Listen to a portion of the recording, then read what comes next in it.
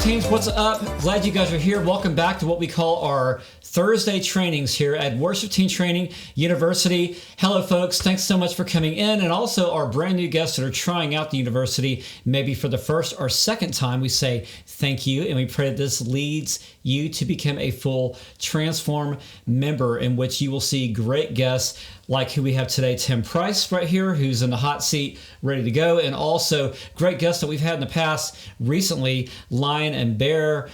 We had Jared Anderson coming up, Christy Nordoff. So a lot of great folks, a lot of great people. And it's really about the heart, because that's the thing that matters the most, and how God uses you in your ministry to lead others. So I can't think of another better guide to talk about how to lead by the heart, lead through teams, is Tim Price right here.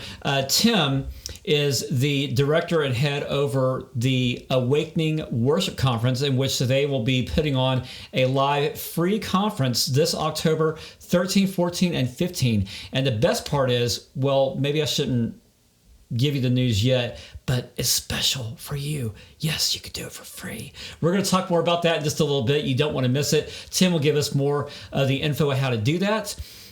So Tim Price serves as director of Harvest Ministry, which is a 501c3 nonprofit group since 1996. They go out with a mission. They go out to sing, serve, and share, and raise up the next generation of worship leaders and teams. Over 300 young adults he has served with, and also not only just working with music and with the band, but he also is worship pastor at his local church, Troy United Methodist Church in Troy, Illinois.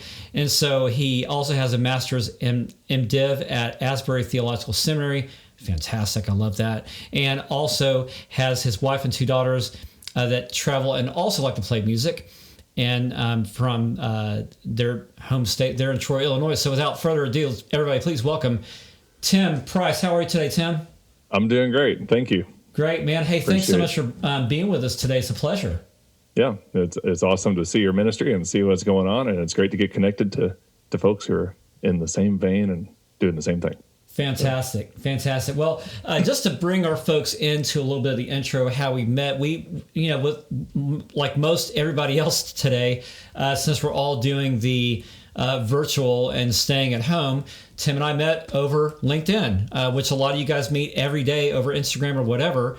And Tim, we saw each other's profile. We just said, that's an interesting guy I want to get to know. And so we just got on the phone and spoke real quick, and we're both interested in each other's ministry. And I was like, hey, how about you come on the show just to talk about the Awakening Conference, and also to share your heart and ministry for what you do for worship teams. So Tim, can you tell us a little bit of your background and everything from Harvest Ministry to your own local church?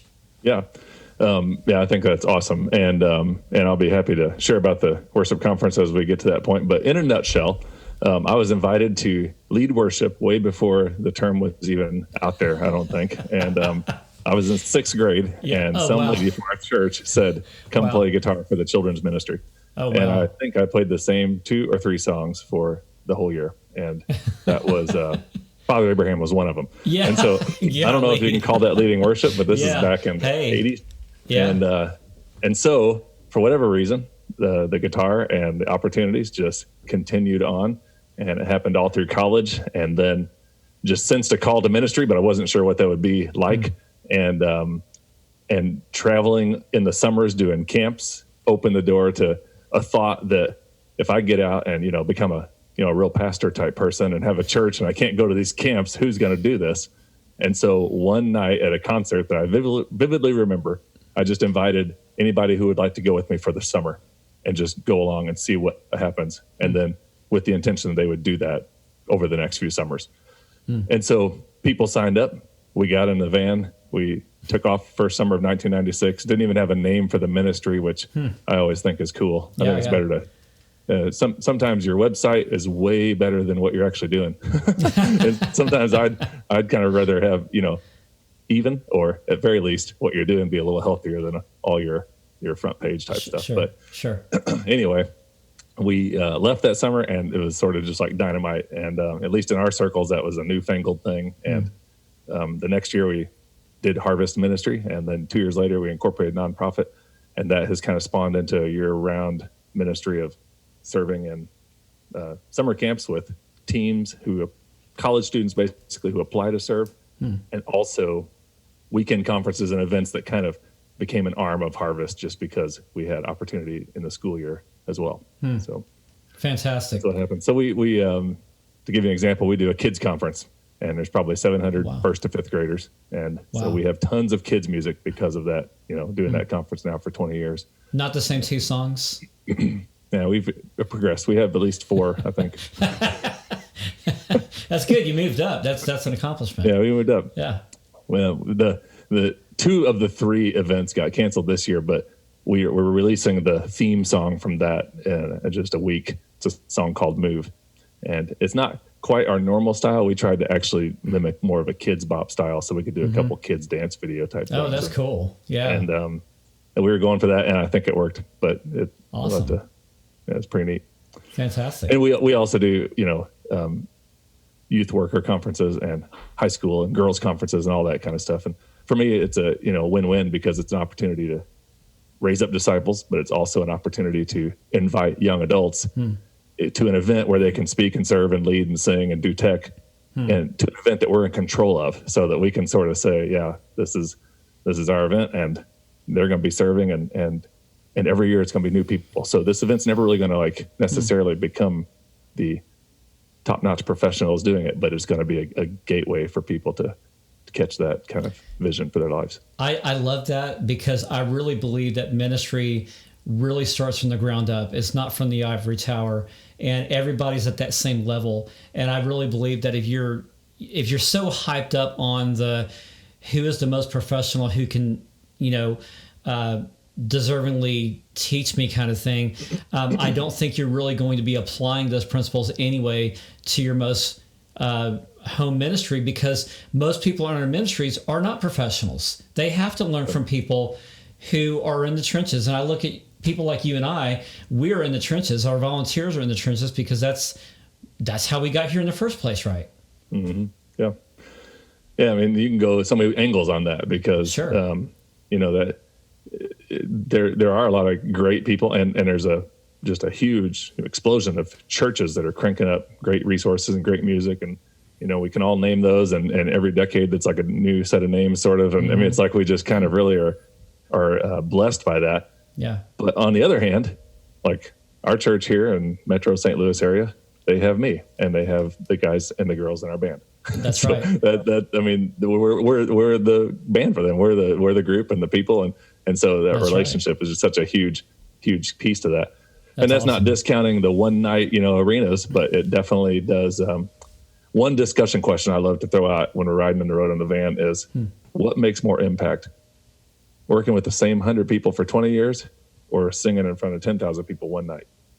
And it's a fun thing to discuss. They both have their place, but most often the cool thing would be the 10,000 people once, but that's not necessarily the longest lasting. Yeah. For sure. Yeah. So, it'll be gone in a second. Yeah. So what are some of the things that you've learned? And real quick, you didn't tell us about your church too. Yes, I actually, a unique situation as well. My dad was a pastor of this church, and he was here for 30 years, and unusual in a Methodist church. If you're in those circles at all, they get moved around a lot. But you got job security now. And somehow they did that, but he retired. And so I basically stepped in as sort of a part-time, education guy, because it lined up well with being gone in the summers and not being there every Sunday and stuff like that. And then that was back 20 years ago, 23 years ago now, and then that morphed into worship leading, and then we've since then added services. So we actually have 4 Sunday services, and we still split it there. We have traditional and modern, and so I'm still on staff part-time leading there. And it's kind of weird. In some ways, it's kind of morphed a little bit. When we travel with Harvest, usually I'll, pull in 1 or 2 people from the church. And sometimes if the church needs something, we'll pull in 1 or 2 people from the Harvest world. And, it's just a great balance of, being with people that and have known you since you were young, and then being on the road. And that just really helps keep things fresh and keep things stable. Yeah, I love that. I love your appreciation for your people. You can hear it as you talk. Relationships seem to be very important to you. Why? Well, I had to just go through our staff with the whole disc thing, and perfect. and just the I can't even remember all the different ways we're sitting around the table, and basically all of a sudden I realized, that's why I really have trouble with hard conversations, and that's why I want to make sure we include every single person, no matter what their skill is, and just some of that, the Lord wires you up. I mean, there's been times when you get a team together and it's not perfect because you got two bass players and nobody could play drums, but that's who God sent, and so you just sort of vet them and see which one's closest to potentially being a drummer, and then you basically go for it. And so the high tolerance for chaotic sort of, not low expectation, but being willing to plant the seed and help awaken in somebody, as opposed to, cranking up the best possible thing. And so here's one thing that I've learned that I think can make a difference at any level, whether you're traveling with a band or whether you are in a church. And that is the difference between presentational and relational ministry. And we've been in, convention centers with thousands. And in those settings, we have to be on our game totally. Like the A team, everybody's on, because their only connection to us is through the stage. Yeah. And they want us not to be with them during meals. They put us in the green room and they keep us kind of away. And then we sort of go to the resource area and we sign stuff or give stuff or whatever. And it's kind of like if we got too close, it would be too touchable and it wouldn't be the cool band type feel.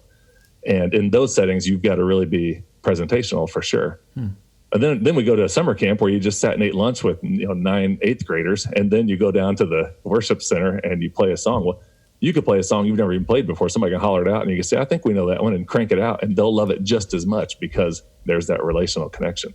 And so that's not an argument to say don't do your best when your people know you, but it's just kind of a thought that I've had over the years that, a grandchild of a family in a small church can get up there and play Mary Had a Little Lamb on the piano and everybody applauds because they know her parents, they know her grandparents. And if you did that in a big, huge church, you get laughed off the stage. And so the opportunity, and I guess the takeaway from that for me has always been when we bump up against craziness in our church, like the whitewater of, oh, now we got moving lights, who's going to run those? And now we got live feed and everything's streaming and blah, blah, blah. And just all the production side of things. All of a sudden, sometimes I got to remind them, we need to go stand around before church with our hands in our pockets and just look people in the eye and just say, hey, how's it going? What's going on? Because that's going to build a bridge, even when things are, even in those seasons where we're trying to build something new or get something better or whatever the case is. Yeah. So one time when we first started Ableton Tracks, one of the volunteer sound guys had the little metronome in the house speakers for like 2 whole songs. Right. Gosh. And that was done at our church. So everybody, knew us and loved us. And they're like, okay, we're, something's funky, but we're not sure what. And we'll just go with it. You'd go anywhere else, you'd become alive. You'd never live it down, but nobody even brought it up. So it's just yep. So, I love, the way that you try to stay close to your teams. And I wonder, do you think that with all the technology, like what you talked about and how we progressed over time, we aspire for excellence, and that's not a bad thing. But where do we begin, or do we lower maybe those expectations for ourselves? So we aspire for excellence, but the second half, so you said, where do we lower that for ourselves? Or do we do that, and when? Well, yeah, I think that there is, just the general sense of, you always have more tolerance for yourself because you know that your intentions were to be better. Right. And it's so much easier to kind of justify whatever it was that happened because you can look at all these different pieces that didn't work out. It's always the perfect storm when, something totally fails on stage. But when it's somebody else, it's so much easier to say, hey, get your act together. And just that side of things. But I guess the difference would be expectation for what? and the separating of the fact that you're a child of God and you're picking up a brown bag lunch and your guitar and you're going to the church and you're trying to help lead people, and how you do that may not always be as effective, but you're doing your best and you're continually grow and all that kind of stuff. And you don't want to lose sight of the fact that your identity is not in the fact that you can play music on stage and lead a group and everybody sings with you and follows you. And so I just recently heard a guy talk about that, and it really resonated with me on that front. And I guess the second part would be that excellence in terms of, I'm all for excellence and I don't want to downplay it at all, but I want us to think in terms of excellence for excellence in leading God's people. And as opposed to if we should have done capo 2 or capo 3, or if we should have changed this light scene on this song, and all those things are good. And each of those people using their gifts in those areas also want to be excellent. But as a umbrella for the whole worship team, we want to be excellent in pursuing God passionately, being people who love God's word and doing our best to bring people along and to the throne without getting sidetracked with a bunch of hindrances. So we talked about this yesterday, actually. It's not that we don't want hindrances in worship. Right. And the reason is because we have a desire for those people in our church to draw closer to God every time they're there. And so I think maybe it's just semantics, but we don't not want hindrances because we want our computer not to crash. Right. I don't really care if the computer crashes or not. I mean, the Lord's going to move even in times when we're weakest, but as long as that motivation in the back, and that's easier said than done. So yeah, exactly. I love that. It's more of the being where the people are at kind of approach. That's what I hear you saying as far as for the leader. When we speak about younger leaders, and you work with these guys all the time, a two-part question. What are some of the struggles that you see with the younger generation? But what are some of the greater potentials that you see in them growing? The biggest struggle is that no 20-something that plays an instrument can get their alarms to work 100% of the time. Yeah. Yeah. Like every time you turn around, somebody's alarm didn't go off. But for the most part, that, I've as I get older, and I hope I'm getting wiser, I have a little more oomph to come down hard, because I've kind of had a turn where I think I'm not coming down hard because they've annoyed me or they've hurt something in our ministry. I'm coming down hard so that they are better off when they're 45 and they feel called to ministry somewhere, and they're standing there talking and able to have that story in their weaving of their lives that, I worked for a guy and he said, don't ever do that again. And so I haven't. I mean, just it'd be great if that could just like become part of the culture. But, I heard a quote recently that I've lived on for the last couple months as we've transitioned a couple of our church staff to more roles and more responsibility. And that is, you don't just find leaders, you build them. And so if we're going to be, building leaders, it's going to be a lot of, little parts to that, a lot of bumps, a lot of extra phone calls, and a lot of stuff, a lot of the time.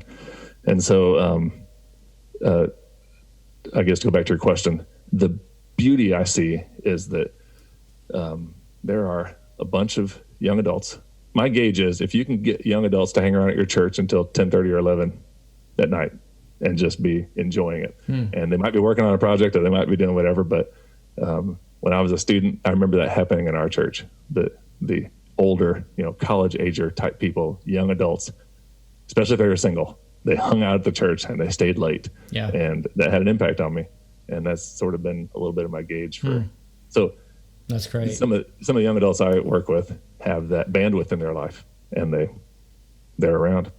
And I like to go to bed early. So I had to, during the COVID season, I really had to put myself out there to stay, past 10 a couple nights. And so one day I actually took a nap on a Wednesday, and that night at 10:15, I ordered pizza online. Got there about 10:45, and they all ate it. I left. I don't know what time they left. But that sounds like good times. Yeah. So tell us about the good times you're putting together for these younger leaders at the Awakening Conference. Tell us about that. Yeah, the Awakening Conference has been different names, and it's been a worship conference at our church for various years for a long time. We don't do it every single year. And the original goal was really to not, because I can't pack up our group of 25 or 28 folks and drive to Nashville for 3 days during the week and go to a worship leader event. I basically tried to bring that to our church. And so we're doing it again, but because of all the rules here in our area, you still cannot eat indoors. In Illinois, it is really stringent as far as regulations go. Okay. And so I know everybody's on a million different spectrums of that, but it's not the whole state. It's just our 2 counties because we're a metro area and we've risen high on the chart. So our church falls in that. And because of that, it's hard to plan anything. We can't have more than 25 people unless it's a primary worship service. Right. So we decided to take it digital and basically sort of like everybody else and stumble through that and just invite people to come. We just raised a little bit of money to cover the cost of anything that we would need to, put this together. And we're going with what we know. So 3 mornings, October 13th, 14th, and 15th, we'll open it up live and do some acoustic worship, a devotion, and introduce some of the speakers who are going to be available on demand, and then do some giveaways. And so we'll do that each of 3 mornings. And so as far as time commitment for attendees, it's 30 minutes each morning for 3 days, whatever you can catch of that. And then the rest of the presentations, who will send us the presentation via video, will be available at the link we send to all the people who register, and they can watch that. Throughout those 3 days, we're going to make ourselves available to connect with and engage on Facebook and social media and just kind of chit chat and answer questions and talk. Awesome. So it's kind of like our regular in-person conferences. We focus a lot on connecting and spending time and scheduling out time for longer meals, and we always have the meals on site so that everybody can be together and stuff like that. So yeah, awesome. And how can people attend the conference and where? So the way that we attend this digital conference is to go to a ministry that we kind of started last year through one of our young adults who has now kind of moved on because he got an internship. And it's worshipleadertoolbox.com. And that's part of Harvest Ministry. You can also get the same information if you go to harvestconferences.org. And if this works this year, we'll have to get the awakeningworship.com thing. Yeah, there's one of those available. But for now, harvestconferences.org or worshipleadertoolbox.com. And both of those have a place that you can, get connected and find out about it. And you can also just search Awakening Worship Conference, Illinois, and you'll probably show up. And then what's the special that you're giving to all these worship leaders in COVID here? Are you talking about giveaways or just the program? Well, just attending the conference. Yeah. How it's you're waiving fees, right? Oh yeah. Okay, I get it. Yeah. Yeah. We are not charging for this conference. We are waiving the registration fee, which, if you want to know what kind of value you're getting, I think last year it was like $79 a person or something like that. And then it was, bring more people from your team. It was less than less. But the main reason we're doing that is because this is the first time we've ever done that. So we just thought it'd be best to have a gift to people that we're connected to, meet some new people that we're not connected to, and just cover the cost with some people who help support the ministry. So it's a free conference. Go to Eventbrite, Awakening Worship Conference, put your name in, and you're in, and we'll start sending this stuff in a couple weeks. Awesome. So, and also we've roped you in to help us. Yeah. So that's gonna be fun. Part of the great phone call. So it was, yeah. So guys, you'll be able to see me. I'm going to be talking about onboarding volunteers and how to do so in your worship team. So thank you very much, Tim, for the invite. I really appreciate that. It's an honor. So I think I need that seminar about half the time. So. Yeah, I think we all do. Because when you ask me that, I'm kind of like thinking, gee, what do I do here? But it is. It's volunteers are just as elusive as the wind sometimes, but learning how to keep great people, that's the name of the game. And you do that very well in the way that you spoke about your team and relationships and your upbringing and just fantastic stuff, Tim. We really appreciate that. Thank you. Yeah, I'm glad to have shared. Yeah, awesome. Well, hey, I look forward to having you back on And plus, you'll be seeing Tim, his group, yours truly over at the Awakening Conference. Remember, that's October 13, 14, 15.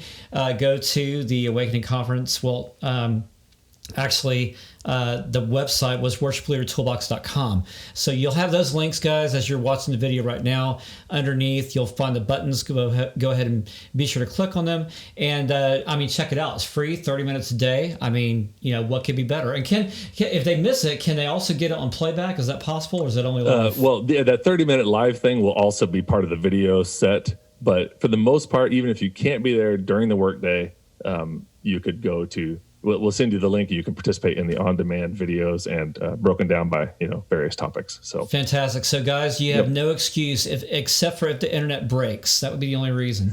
So anyway, Tim, it's a pleasure, my man. Thank you so much for being here today. Great to connect. Awesome. If you would stay right there, and worship teams, we ask that you stay right here with us as well at WTTU.co. Members, be sure to check out the events page, WTTU.co/events. Find out who's coming next.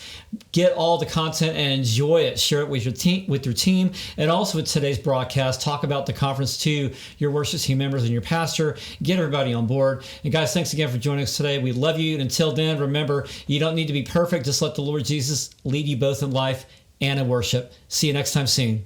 Bye.